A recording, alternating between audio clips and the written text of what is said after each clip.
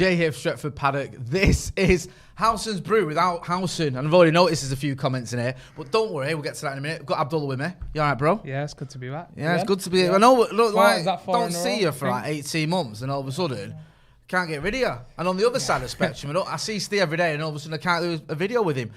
He will be back. He's having a bit of a breather from this channel. He's doing all his other stuff as well, Mr. Howson, so you can go and check him out on his Rio Ferdinand stuff with his own channel as well, and with the Paddock FC stuff that he's doing, and we'll have him back on it later on. But yeah, just having a bit of a sabbatical. Abdullah, you are with us, and we're going to be talking about your favourite topic, Ole Gunnar Solskjaer.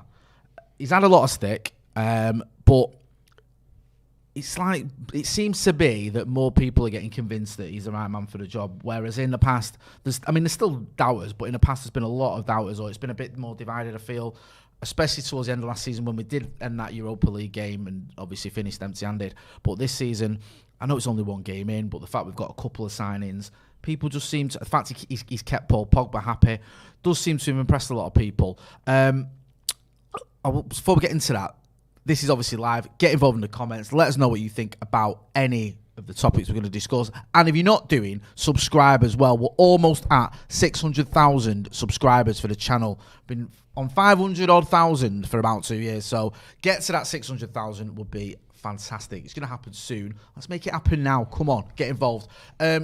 With Ole, you've always been a big sort of supporter of him as manager. Do you feel like more people are getting there? Do you feel like he is the sort of convincing some of the doubters? I mean, I know it's a bit difficult to say because we're only one game in, but in terms of the way he's assembling his squad, the fact that, as I said, Paul Pogba seems happy, he's getting the best out of Mason Greenwood and things like that. Do you think we are getting there with Ole, or do you think there is still a big question mark, especially when it comes to trophies, because he hasn't won one yet? I think I've personally questioned Ole and I like him. Like, I think what he's done so far at the club sort of just settled everything down a little bit. There is improvement season by season. I think the last time I would have really questioned him was in the Champions League. I think it was around the Istanbul period, and there was another Premier League game around that. And I felt what I felt at the time was, I remember mentioning it online and on Twitter, was you either buy you buy players, world-class players to back Ole, because he's done it in the big games. Like, he's beaten Pep, he's beaten, PSG on many occasions. So he's done all of this stuff before, and he's faced against Chelsea. He's had decent games against Jurgen Klopp. So he clearly knows what he's doing at that level. Yeah. So, and I think when it comes to those teams lower in the league where they might sit back, I think there isn't enough sequences on the pitch to break teams down. And I've seen improvements of that gradually over the seasons with Ole.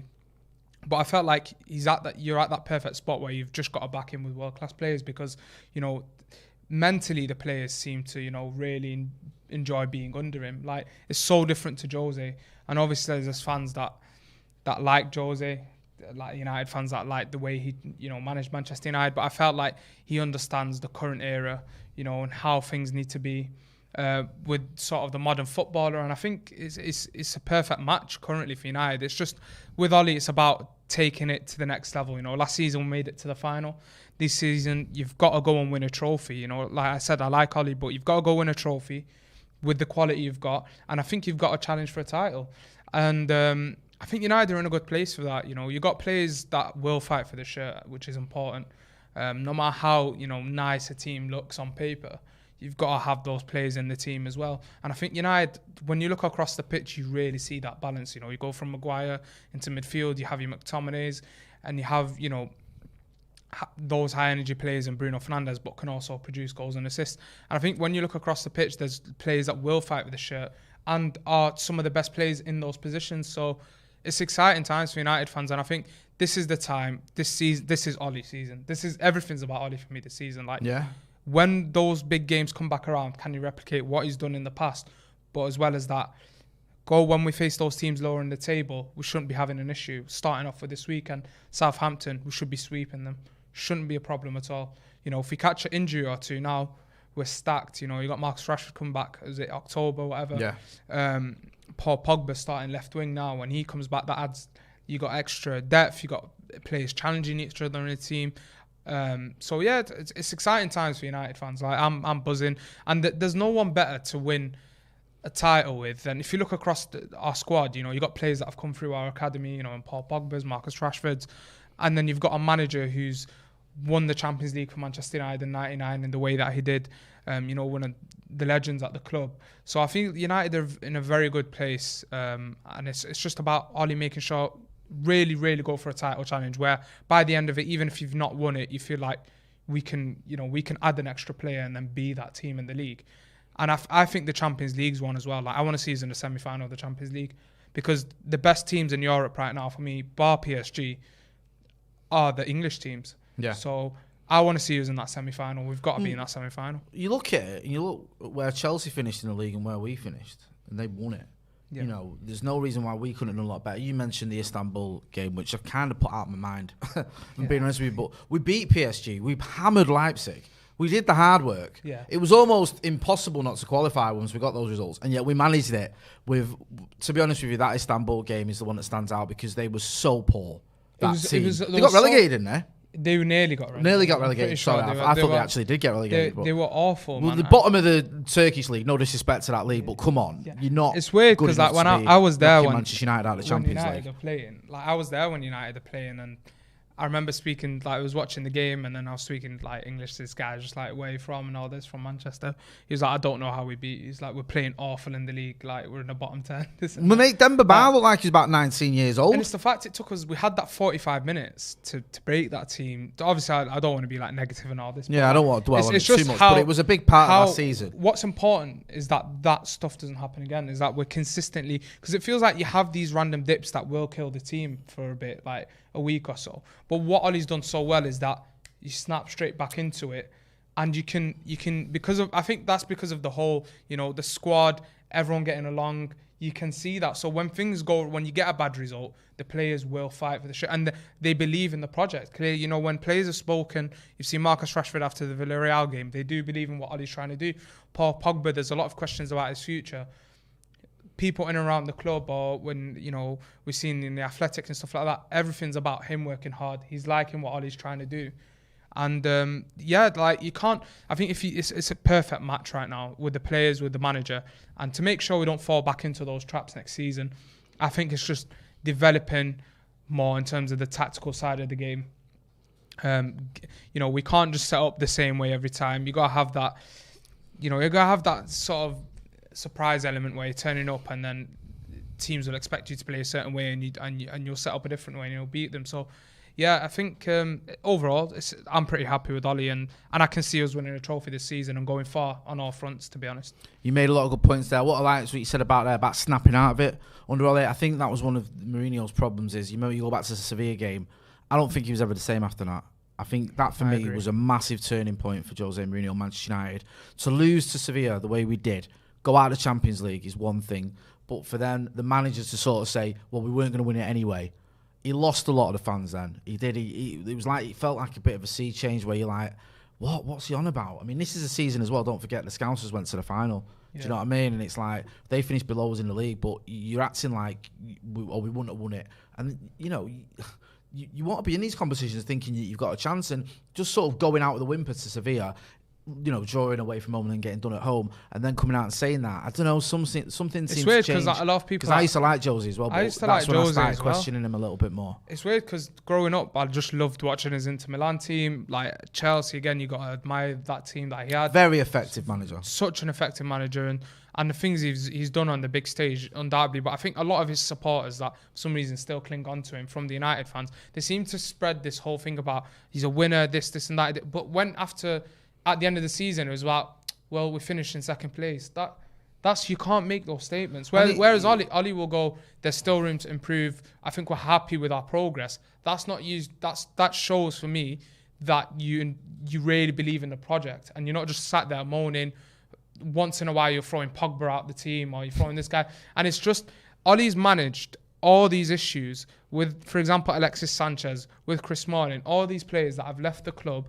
And with Jesse Lingard, the uncertainty with him, with the West Ham thing, all of that has been dealt with way better than under Jose Mourinho. And anyone who denies that is just weird, because we've seen how toxic it can get at United. We've seen how the fans can be, how Jose can be, and I think, like, again, it's just I've seen clear progress under Ole Gunnar Solskjaer, and I think some people who just don't want him to succeed or whatever, or have this like level of agenda, are just sort of just waiting for United to collapse, which is weird. And I think at the end of the season we'll pick up a big trophy. I believe this is the year United can do it. Get involved in the comments, everyone. There was a comment there, and I think there's one from Aditya says, do you think that Ollie's job will be safe, even if he just finishes top 4 without any trophies or some kind of title challenge? Do you think the Glazers will go, we've got Champions League football again, we're all right, we're happy, he's bringing in that revenue, it's his 3rd season on the trot getting us into the Champions League, if we just get top 4, we can live without a trophy? I'm talking by the Glazers now, not necessarily the fans, because the Glazers ultimately will make this decision. Do you think that he will be okay with that? Do you think that they'll say, okay, we'll I think he'll stay. I think if he finishes top 4 again, Ollie will stay. Yeah. I think simply because of the fact as well, even outside just the owners and looking from outside, we were speaking about how it's going to be English teams in it for the Champions League, like towards the end. Like this is the time, So it's don't get it twisted, right? This is the time to go for the Champions League. In my life, right, and probably in yours too. Yeah. I can't remember a time when so many of Europe's top clubs were just well off the pace. Yeah, I agree. This is the first time, honestly. You've always had a strong, very strong Barcelona team, a very strong Real Madrid team, a very strong Juve team. Then you've had another sort of dark horse that are very strong, like maybe that's an Atletico, or it might be a Lazio or whoever, or a Dortmund, good shout, or Bayern Munich have always been very strong. Now some of these teams have still got a lot of good players, but probably the top sort of, in terms of quality, of the top 5 teams in the world now, probably at least 3 of them come from England. Yeah, minimum. I think if you're looking at squad quality, the funds that these teams have got behind them, I think it's top 4 English teams that everyone's debating about who's going to win the league, and then it's going to be a PSG or someone's in there. And for me, man, like again, it's with the whole finishing top 4 thing. If for example we finish inside the top 4. I think we're still going to be at a point where we would have challenged. I think this is going to be this. We say this every season, like, this season, everyone's going to challenge. But I think in terms of the circumstances, you've got Pep, who's been there for a long time now at Man City, great coach. They keep adding quality. They've added Jack Grealish in there. They're always going to be up there, even with their downs. Like last week, you'd expect them to hammer Norwich this weekend and then just go on a run. Liverpool, you got Jurgen Klopp, good tactician. You still got consistent goal scorers and Mohamed Salah. You got Sadio Mane, Jota. Like Firmino, those players can all have their moments alongside him. You got Virgil van Dijk back. He might not be the same player, but you've also got the experience Henderson, Fabinho midfield. You got Liverpool to worry. Then you got United, who again Bruno over the last couple of seasons really hungry to win. Paul Pogba hungry to prove a point. You got younger players, Marcus Rashford, Jadon Sancho. Basically, when you look at those squads. There is this season I can see just like them top 4 teams dominating the league in a sense where I don't really see them dropping many points against the lower team. It's all about the big games, and that's why I said, can Ollie replicate what he did in the last couple of years against the bigger sides when we've turned up at the Etihad and turned City over? Like we've hammered their goal in the first 45 minutes. If you remember the last thing was the last time we had fans in the Etihad against United, was it the one where with the Marcus penalty and Martial's goal as well? If you look at that game, you look at a couple of other big games where Ollie's like got it spot on tactically, and United in transition are so good. And I think if you can replicate that this season, I think United could become the favourites. Like we'll see it mid-season. It's just about United is ironing out the thing where we're falling off against these lower teams. Southampton this weekend, you got to slap them up. Weekend after whoever slap them up. That's it, man. That should be Ollie's team. So go out there and just slap them up. Yeah. Forget about all the tactics and all the analysis and all that nonsense. Just go out there and slap them up. Yeah. I think that's enough for Bruno and Pogba to know what they're doing. I think they do that anyway. Do you know what I mean? To be honest with you, this podcast is sponsored. It's a sponsored podcast by our friends at Manscaped. And now they've just launched, Abdullah, their 4th generation performance package. And I'm telling you, it is a performance package, believe me. We've been testing it out, not in front of everyone, but I've took it home and, like to keep Mrs. J. Motti happy by keeping myself, tidy down there. So we've had a performance package from Manscaped, big thanks to them. And it's got the 4.0 lawnmower technology. Forget your 1.0 and your 2.0 and all that nonsense, yeah? 3.0, don't even get out of bed for that anymore, mate. 4.0 lawnmower technology, because Abdullah, you look like a well-groomed man, and facially, I don't know how you get on down there. We've never got that close, but you know what I mean? I assume that you take good care of yourself. Of course, yes.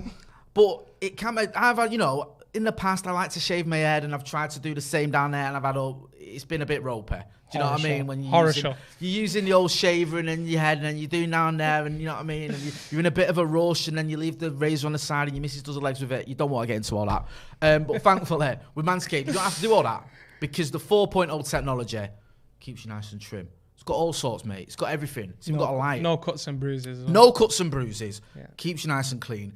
And you've also got, you're not just the shaver, the trimmer.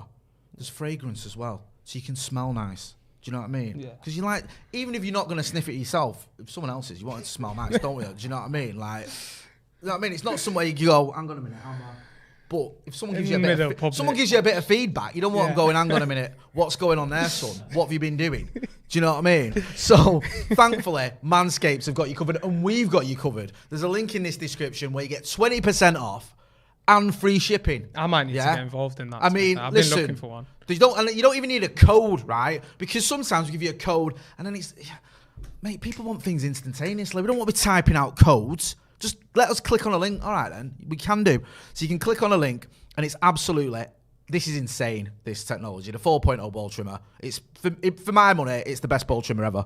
And I don't say that lightly, trust me. Yeah? But you get 20% off. You get free shipping. It's got a 7,000 RPM motor. And it's got a multifunction on-off switch. Yeah? Precision. An LED spotlight. Do you know the amount of times I've had to get the torch out on my phone and use that? It's ridiculous, bro. Honestly, it's a nightmare. I don't have to do that anymore thanks to the new lawnmower technology with its LED light, with its 7,000 RPM motor, with all that stuff, with the package as well that gives you the fragrances and a bit of toner, so you're well looked after. It's precise, it smells nice, it keeps you clean, it looks after your balls. Yeah? So check out the link in the description, and a big, big thanks to Manscaped and their 4.0 technology. Moving on. We've spoken about Ole Gunnar Solskjaer. We've spoken about how, as a fan, you're backing him. The big question was about, are the owners backing him? Are they going to back him? That's what we were all talking about. Me and you were talking about at the back end of last season, when we were feeling a bit deflated. And I was chatting to you after the Europa League final. And it was a bit, we're both a bit like, what's going on here? We need more. We need new signings. Now, what I've liked, I still think we're one short, but what I've liked about the signings that we've had this summer is it's not the squad that's been improved, it's the 11. Yeah, and we needed that for me. I feel like there's been way too. That's a very good point you've made, because I think it's been way too long where every season you go in, you look at the Fred summer. I know he's done relatively well at times in patches, and obviously he's got himself in the team right now. But that summer where you felt we've finished 19 points behind Man City under Jose Mourinho, go out this summer, close that gap. That by the way, starting players. It for want of a better expression. Like, I respect the fact that Jose did, difficult circumstances within his second, but it was shit. Yeah, it's not a title challenge. It was bad. It was like we lost. It's the the Sevilla game. It's the same season. It was done. Like, the title race was over when City beat us at Old Trafford in November, or whenever it was. December. It was December. Yeah. Like, there was we were just a distant second throughout the rest of the season. We didn't sign any. It didn't feel like a title challenge. Yeah, exactly, and it just felt it was done. Like, that was it by mid-season. And again, no starting players. I think that was the most frustrating summer, I think, for United. Gradually, I think under Ollie, it's about what I've liked in terms of our transfer policy. I know we should have got Jadon Sancho last summer. And then this summer, you should have got yourself a defensive midfielder, whether it's Declan Rice, maybe someone else. There aren't many in the market that are really going to be perfect for that role. And I think, we're far behind in terms of that, but we are signing starters, Harry Maguire, Aaron Wan-Bissaka. There are question marks sometimes with Aaron Wan-Bissaka, but he is a decent starting fullback for a top Premier League side. And if you can get someone up to speed like Delo to challenge him a bit, then you get the same sort of. I don't want to interrupt you on your flow there, but where do you stand on Diogo Delo? Because he seems to become flavour of the month for a lot of people. Like, they're like, oh, Delo deserves his chance. I like him. I just wondered, because it's weird with Delo. I think he does offer a lot going forward. I still have question marks about him defensively.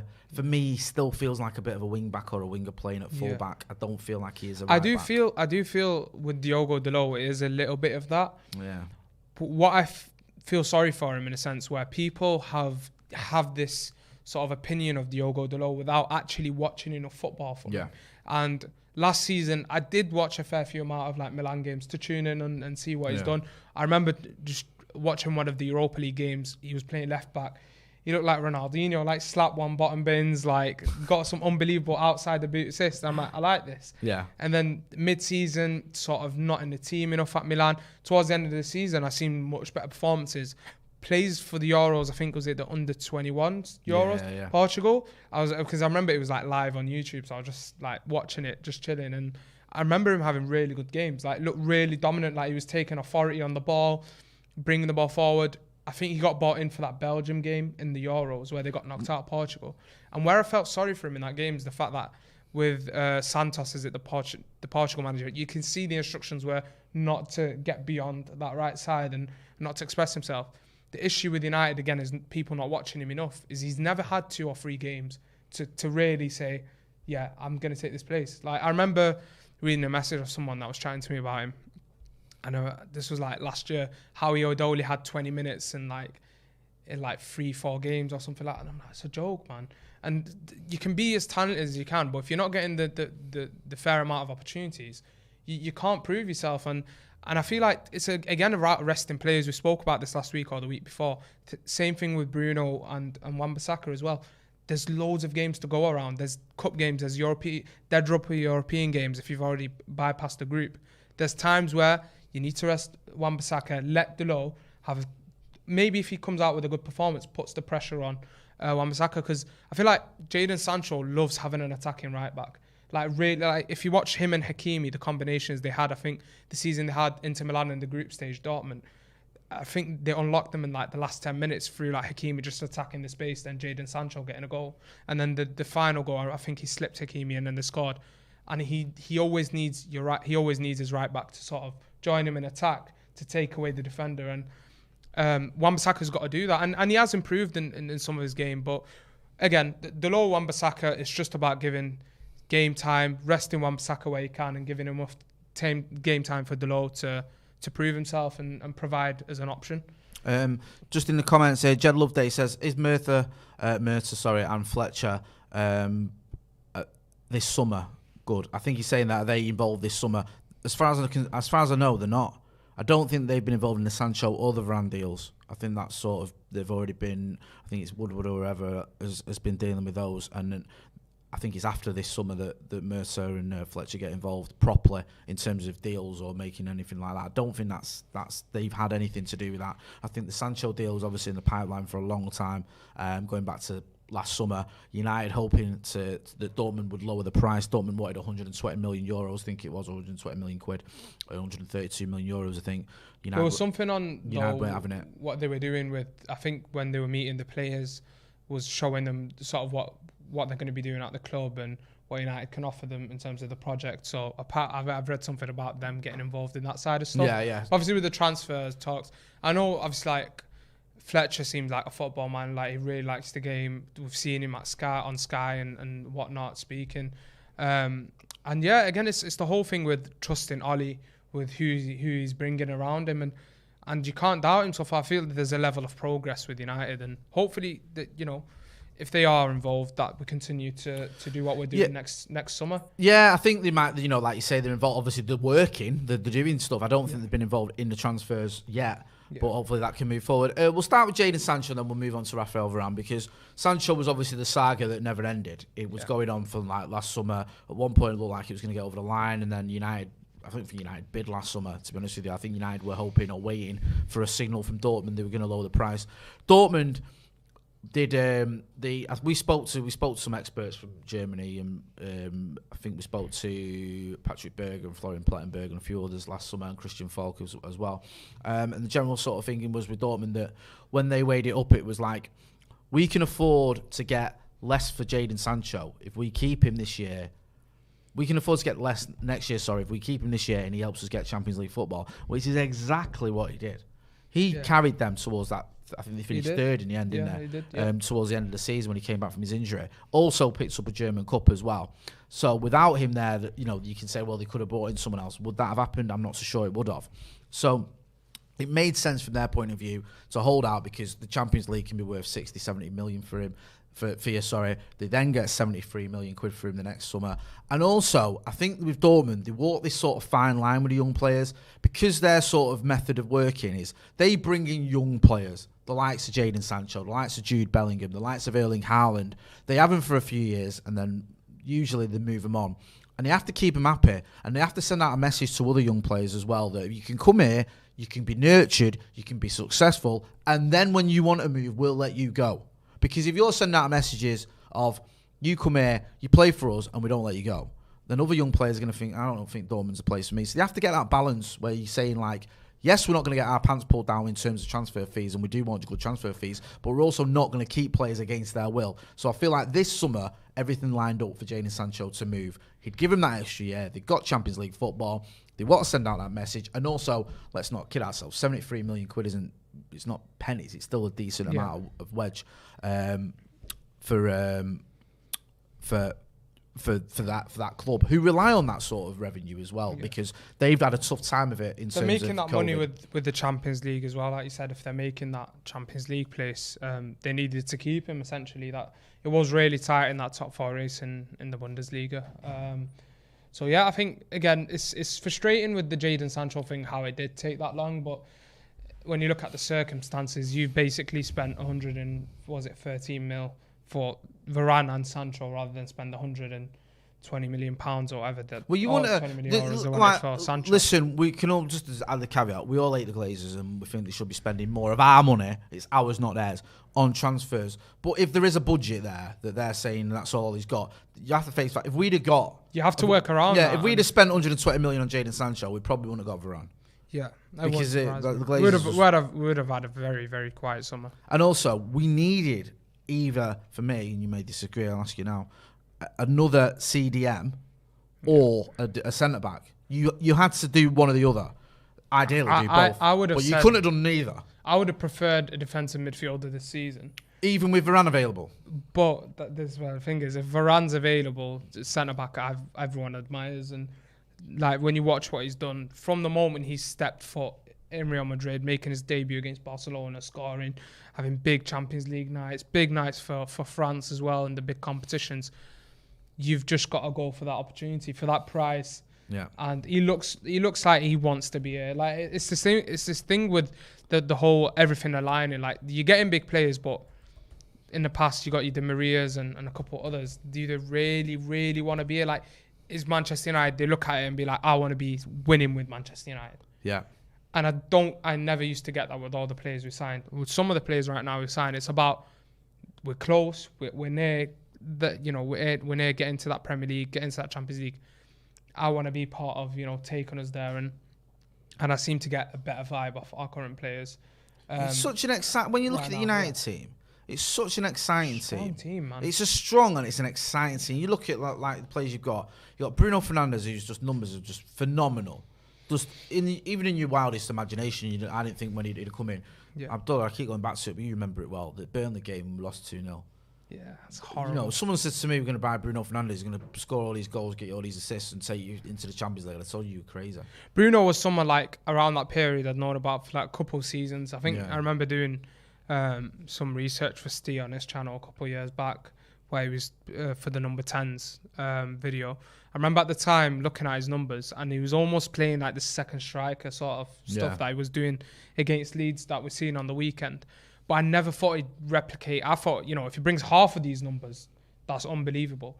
I didn't think he'd replicate what he was doing at Sporting. And with Bruno, it's the whole like high energy, it's the whole vibe that he brings in terms of that intensity on the pitch, trying to, dying for the ball. You see that with his tackle numbers as well, always relatively decent for an attacking player when I look at them. And just the whole approach that he has to playing for Manchester United is very, very important to have that across the pitch. Now, I have had issues with Bruno in terms of like, sometimes his game isn't clean enough. Like the passes are a bit off. Like I remember the game at Anfield last season, overhitting the passes, Pogba in the same game as well, too slow on the ball. You can have these games, but I think this is where you bring the balance. When Jadon Sancho, because we were just speaking about Sancho now, like you bring Jadon Sancho in, you've essentially got 3 different creators. You got Pogba, I know the first time ball into Bruno, it was the first time, it was a quick ball, but he doesn't do that enough. Like, he's more someone like, he likes to see the pitch a bit more, like see runners, like see options. You maybe get a bit more of that in international football. Or if you're getting that, deeper in the pitch and a lot more of like the Lindelof position, or if you're picking it up that deep off the centre half.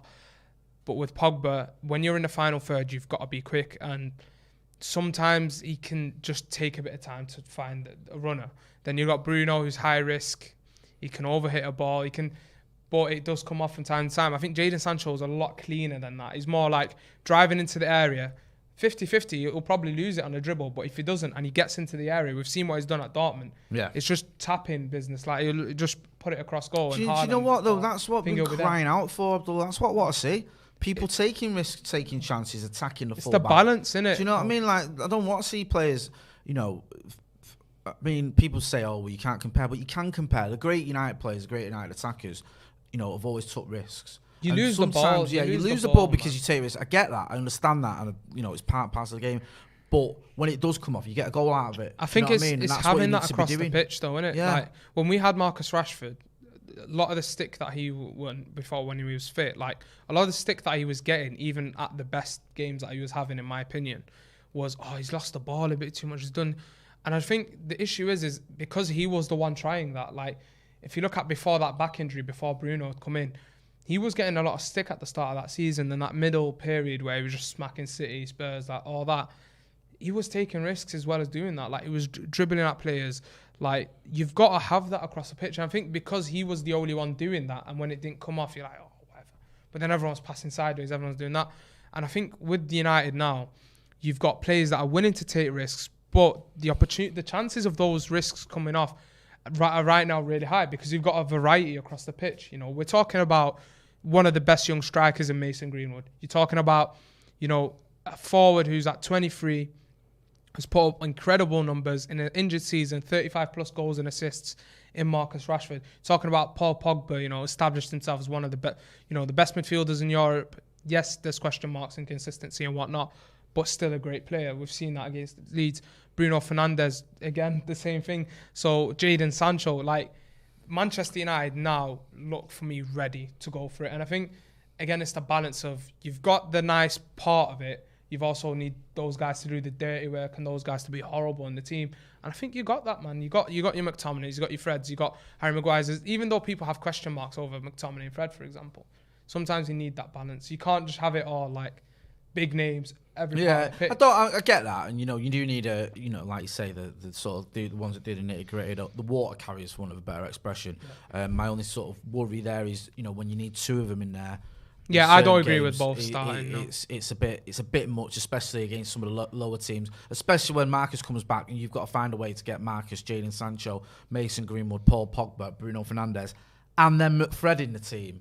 It's too much. Something's got to give, and you saying, all right, then Marcus or well, you're not going to drop Jadon Sancho, I don't think. But is Marcus maybe going to have to sit out, or do you rotate it with someone like Mason? I don't know. Just in the comments, Jed Loveday says, view on Cavani, October, Tudman, I'm not sure. Oh, there's an international break, sorry, in October. So he might have to isolate Cavani. Yeah, maybe missing Cavani after the international break. Your thoughts on that? I mean, is that a major concern? It is a concern because I feel like there's games where you're definitely going to need him to come into this team.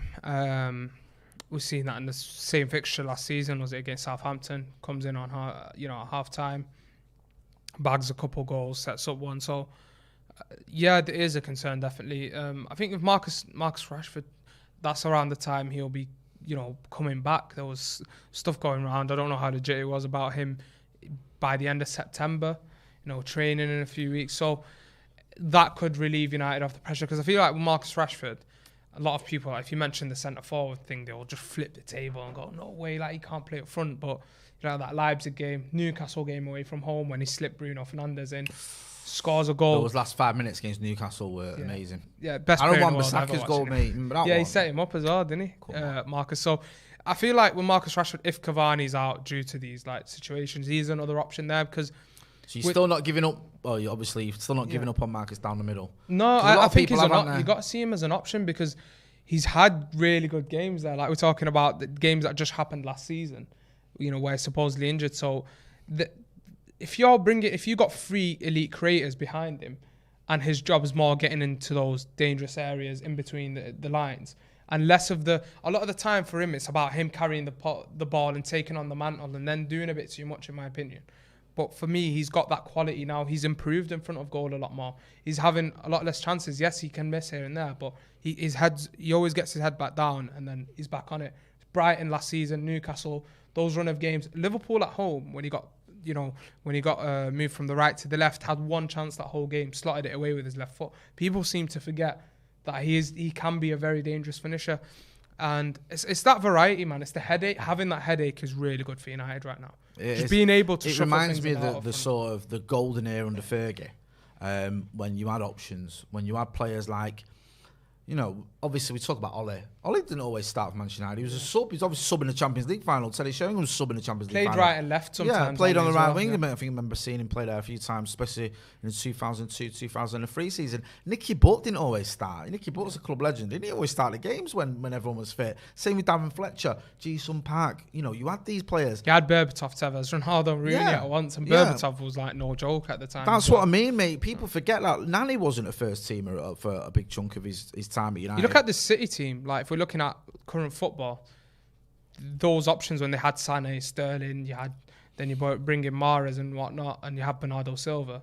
You need these options, and I think you need players to push each other to improve their game and take it to the next level. And I think we've seen that with Alex Telles and the Luke Shaw situation, didn't we? Someone's saying here about Martial, asking about Martial. Let's talk about, because I think they're a bit upset that we're talking about Rashford and not Anthony Martial. Martial, just touching on that. I mean, obviously, we've raved about Martial for quite a while on this channel, especially you have as well. He didn't have a great season last season. There's no point in sugarcoating it, but still feel there's a player there that can do a job for Manchester United. I feel like with Martial, it's a bit of a weird one with him because there was that post-lockdown form where he just coming in, he's like, this is it. This is Martial. Now, this is the. Do you know what was great about that as well? Is Bruno, Pogba. Pogba came back obviously from injury. Bruno was flying, and then you had Martial just banging him in. He obviously got his hat-trick against Sheffield United. Just looked on fire. Do you know what I mean? He sort of picks up a bit of the slack as well because before the lockdown, it had all been about Marcus. Then Marcus's form, his goal-scoring form tailed off a little bit. Martial was just flying. I think he ended up the season with 23 goals, which is obviously a good return. I thought 17 non-penalty goals, I think. That's amazing. I thought next season he's going to kick on and get even more as he gets a little bit I thought that older was it. I thought something had clicked. It just didn't quite happen, did it? I thought that was it. It clicked for him. And the reason, obviously, I'm not mentioning that, it actually did slip my mind, like, talking about him, is because I feel I'm currently a bit worried with this situation. Like, I think he might... If we look at this Everton game in pre-season, like, he comes out with the ball, and then you just, like, usually he can, be the man there, and on the dribble he just looks so slow, so sluggish. So whether it's with this groin injury that came back a couple of times, that's affected him, it's changed him, I don't feel like in this current setup he really gets in ahead of Mason. And I feel like if you've got Cavani coming back, you've got Marcus coming back, he's got to get himself up to that fitness again, up to the level again that he was that post-lockdown. And he's getting onto that age now. I think players can blow up at a certain period in their career. And that's why I'm always like, with players giving them enough of a chance. But was he 25 now, Martial? Yeah, I think he is 25. I mean, he's not... He's not old. And like I said, he can find himself again. But again, there's no indication for me that he will get back on that. I think until you show me that indication, I can go then. Do you know what I was thinking with Martial? Do you know when Sanchez came in? And I remember, I can't remember if it was you who did it. I think it was Webber. Did the radio show that we used to do, over at XS. Yeah, the phone in, yeah. Yeah, it was shooting the phone in and that. And I spoke about Anthony Martial and I said he's got to force his way back in at his team. That's how you do it. You make yourself undroppable. Because no matter what, this is when Jose was manager. Jose Mourinho will want to win football matches, and if he thinks he's got a better chance of winning them with you playing over Alexis Sanchez, he'll pick you. And Martial did that. He forced his way back in with his performances, got himself back into the team, and then got himself as the number 9 because Ollie looked at him and gone, you know what? Lukaku, Sanchez is gone, Lukaku's gone, not gone, but I don't fancy him.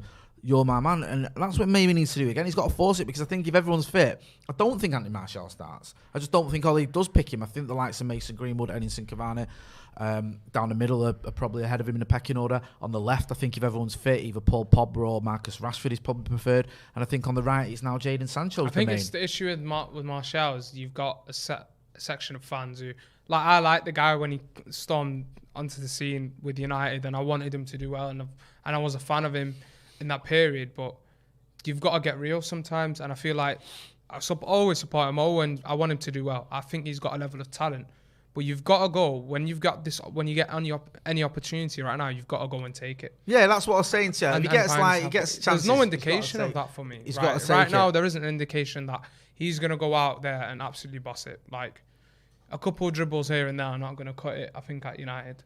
And I think the same goes to everyone on that pitch, like regardless whether it's Martial, Sancho, Marcus Rashford, Mason Greenwood. I want to see goals. And I feel it's about keeping the same energy, man. One people we've got to remember now, with competition now for places, everyone's got to step up. Marcus, when he comes back from his injury, if United are flying, he's got to fight his way back. But the thing is with Marcus, for example, like it's again, he's got to fight. Like I said, everyone's involved, but he had 35 plus goals and assists, and I think that section of fans last season, if Martial did the same thing with injuries, with all the stuffing around, like people would be shoving that down like Marcus' throat. Oh, he's rubbish. He's this, he's that. And I think it's about keeping the same energy, and that's what I dislike about some of our fans. Yeah. Like everyone has their like player their favorite player. Like there's no hiding it. Like Marcus Rashford is one of my favorite players. I think he's got a unbelievable future. A man who loves you the way that Abdullah loves Marcus Rashford, and I'm all about that. Marcus is probably my favourite player, to be honest. I know Martial FC are just going to absolutely murder me. No, I think you can. I've had death threats. I like to have a news debate, and I like Tony M. Listen, anyone who scores against the Scousers on his debut gets my vote. I love Martial for the rest of his life. I'm not going to lie to you. His fan base are just one of my best moments post Fergie has been, you look at the Everton semi-final.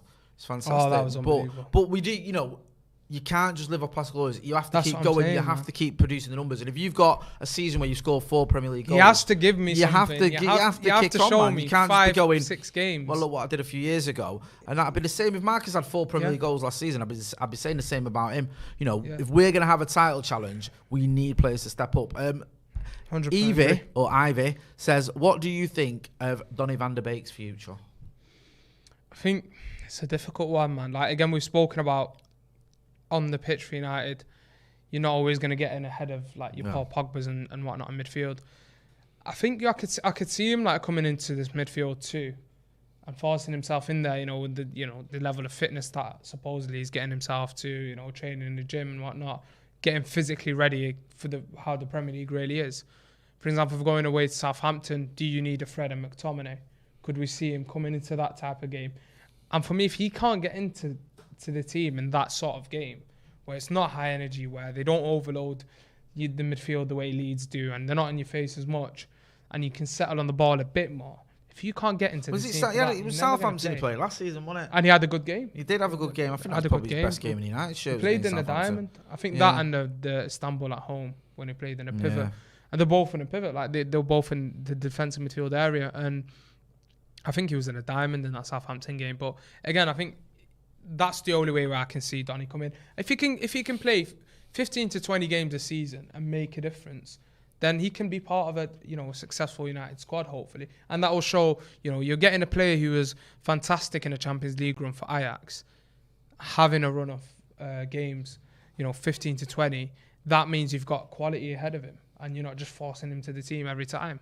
But you'll have to assess it at the end of the season. Like I said, this one's a big one on the weekend in terms of assessing the Donny van der Beek situation. Because if you can't get into the team when this is the type of game you're playing, then when are you going to play really? I know this is the thing with Donny van der Beek. It's a weird one because he didn't get on at all. He didn't get off the bench in the Europa League final. Biggest game there, the one where you want to win a trophy, he didn't feature. At the weekend, I thought he might get on against Leeds. He didn't. He did play against Burnley in the midweek behind closed doors game, which I managed to get a little bit of a snippet of. And it looked like he was getting stuck in Do you know what I mean? It was a physical game, but he was getting stuck right in there. And that's maybe what there's been a little bit of question marks about it. Does he have the physicality for the Premier League? But I think he has added that a little bit to his game. That's not the be all and end all. You don't just do weights and then you're good enough to play for Manchester United. But if you've got the on the ball quality and you add that, exactly. That's my point. Baggers, you put something on the screen before, didn't you, about players that are going to miss the. We were talking earlier about the international break, and I think it's some of the South American players in the Premier League could end up missing out. Talk about maybe Edinson Cavani could be one of those that misses out, and we know there's obviously a lot of the teams in the Premier League now, especially near the top end of the Premier League, have players playing internationally in South America. So if you look at it, you've got I'm just reading this off the screen. Sorry, can you make that bigger or whatever? Or, so I can just read it all and just scroll down a little bit. So you got, looking at the ones that matter, Chelsea could miss Thiago Silva, Leeds could miss Rafinha, Liverpool could miss Alisson, Firmino. Wow. City could miss Jesus and Edison. We could obviously miss Fred and Cavani. The rest, then it's Spurs and Watford. Are they like World Cup really qualifiers? These? What is this? Is this that's a problem, isn't it? Oh, United and Liverpool, they could miss that. So Liverpool miss Fabinho and Alisson, and we miss Cavani. And for them, it's making the World Cup. It's making the World Cup, isn't it? Like, it's like how the country fans are going to react to it. Like, how's everyone, internationally going to react to it? Everyone from Brazil, like, they're not turning up for international games when we're trying to go for the, qualify for the World Cup. The same goes across all those players. One thing we didn't mention was that Liverpool have, Sadio Mane, Salah going. Is it the African Cup of Nations in Jan? I'm pretty sure it is this year. Right. Because that is huge. Let me double check title that. Race. African Cup of Nations 2022, is it, in January? That could be huge. That could be massive. Yeah, so, in January, you've got that. It almost goes under the radar a little bit, I think, Liverpool, how important their attackers are, because everyone was just mad on Van Dijk and when he got injured. Salah last week. And it's just like, you're guaranteed with them lot to get 50, 60 goals a season out of them. You're always going to be have a good chance, of a title challenge when you've got those sort of numbers from your attackers. I think this could be Salah's best. Like, he might have not had his best season yet. He's entering his prime. I think he's 29. Pains me to say that. Here's a good question for you. It's going to be from difficult. A. Jill. He says, Lindelof, CDM. This one keeps coming up. I keep getting asked this a lot on live videos that we're on. No. I said this, I think, like a couple of years ago. Just to play devil's advocate, the reason people say this about Victor Lindelof is he can pick a pass out. He did it for Bruno's hat-trick. But his third goal was a fantastic That's pass. because of where he plays. Like, I actually really like Victor Lindelof. Like, we've spoken about this last couple of seasons. He's probably the best third option you can have. John Shin in the comments says, Phil Jones, CDM, you heard it here first. He was I don't know what time it is in New York, John, but if he's started drinking... he was good there in 2013, Phil Jones, though, wasn't gets he? a lot of stick, but come on, let's be realistic. Go on, sorry. He had the worldie at the Bernabeu in 2013. Phil Jones? Yeah.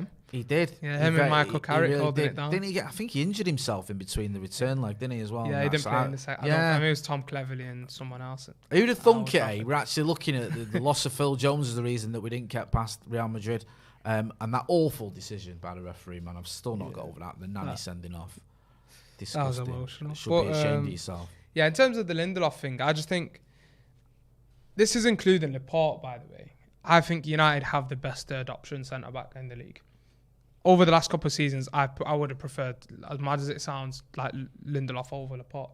Because when Laporte's come in, he stank up the show when I've watched City recently. Right, and I think when you look at these passes last season, Marcus Rashford twice, you had the Sheffield game, you had the Granada game, where he just splits the defence, and we were in difficult situations in those games. I think it was 1-1, and the other one was 0-0. And both times, Marcus gets onto it, bags it. Lindelof, unbelievable. Ball over the top. Great little passes over the top. Same with the Bruno one. I was just watching like the All Access thing on United's YouTube before I'd come here, and I'd just seen the angle from behind. The reason that happens, though, is because he has so much time in that area of the pitch. In midfield, you've got to be more than just a passer.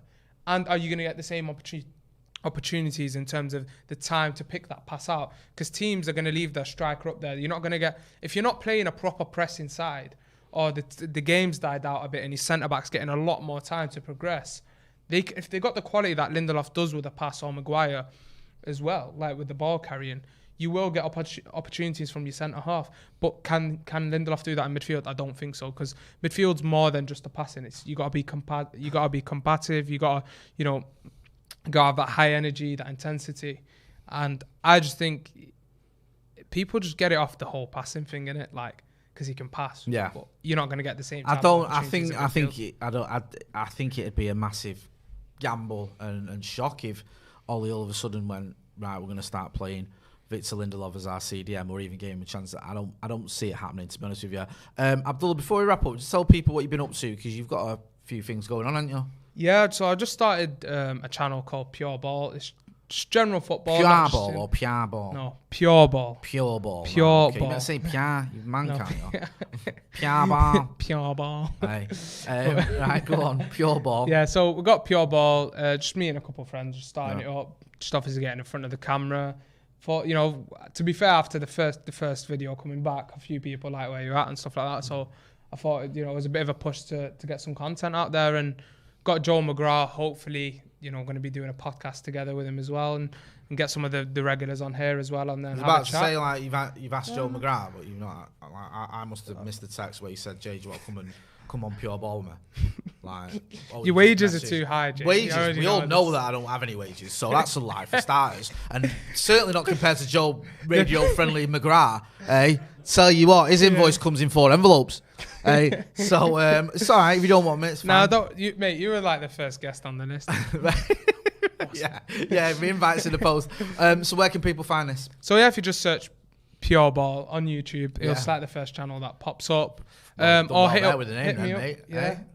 No one's got that name. Yeah, go and check it out. We'll try and find it. We'll try and get a link. We'll get a link in the description. I'll fire a text to Alex, and we'll do a little tweet as well. We'll put a link in the tweet, so you can go and check out Pure Ball. Yeah. With loads to come this season though. Like, I'm going to be obviously on Paddock every week. Right, you are, whether you want it or not, mate. Coming on here banging on about Joe McGrath and Pure Ball. You can come and talk to us about football.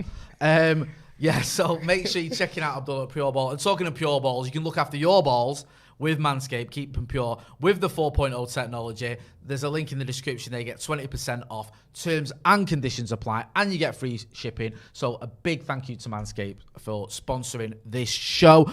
Abdul will be back soon. I'll be back as well. Make sure you're checking out all the other videos on the channel. We've got that video I spoke about earlier where, if you missing a bit of your United fix, you can go and check out the behind the scenes or the behind closed doors game. Burnley, we were there for that one. We'll also have the preview coming up for the Southampton game, and we'll have transfer review over the weekend. And then this weekend it's United versus Southampton, or Southampton versus United if you want to get technical. So we'll have the watch along and the fan cams and all that stuff from there. So make sure you are hitting subscribe. Get us to 600,000 subscribers. We're almost there. We're just a few hundred away, so hopefully we'll do it over this weekend. That's been Abdullah, Abijay Moy. This has been Howson's Brew, who will be back. He's not gone forever. Thanks for watching.